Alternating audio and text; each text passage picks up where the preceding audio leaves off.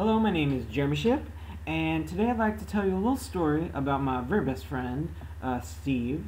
He's a very good man, a very funny man, a funny fellow, as they say.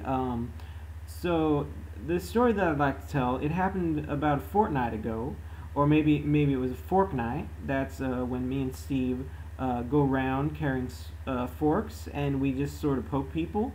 It's really fun, really funny. It's a funny time. There's actually the variation on fork night, which is the spork night, which is slightly less satisfying, where you go around and poke people with sporks.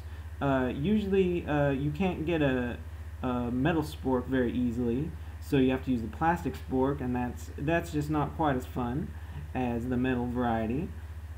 I did see a metal spork once at a garage sale for a good price, but I was not interested in sporks at the time, so I didn't get it.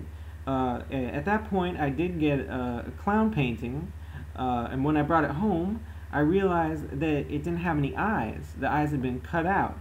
I realized that it was one of those paintings that you hang on the wall, and you kind of hide behind, and then you go like this.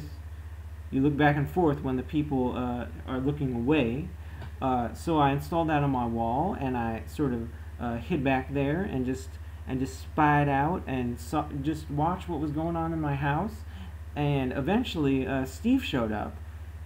It wasn't my very best friend, Steve. It was actually a different Steve. He's a very scary man. He's a scareman, as they say. He's Scary Steve. So he was walking around, and I wasn't really surprised that he broke into my house, because he's not a good person. But I was a little surprised that he had this giant knife in his hand, and he just started swinging it around. He was swinging it, and he was like, "I hate Jeremy. I hate you. I hate you so much."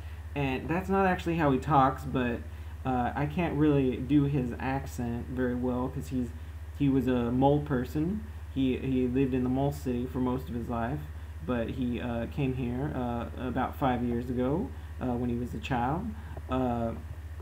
So he was swinging that knife around, going, "I hate you so much, Jeremy. I hate you so much." So I was slightly upset. I was a little shocked that I didn't know that he didn't like me. I thought we were friends. So I decided to give him a little lesson in manners. So while I was hiding behind the clown, I just did this little clown laugh. I was like, and then Scary Stevie goes, "Bah!" And he just makes this silly sound. It's just the silliest sound. I can't even say it right, but it's so funny that it makes me laugh. And I'm like, and then he goes, "Bah!" again, and then there's just this never-ending cycle, or cycle, as people say, and it just goes on for hours, and I just laugh, and by the end of it, he just has sweat like rolling down his face, and he's like, "I hate clowns so much." And then at this point, the attic door just opens, and then one of the clowns who live up there came down. And the clown is a scare man also. He's not actually a man, but he's not a good person either. And he just sort of grabs Steve by the shoulders and starts lifting him up. And then Steve's like, "Ooh!" And I just start cracking up, because he just looks like this little marionette puppet. He's like, "Ooh!" And then the clown just lifts him all the way up into the attic, and I never hear from him again.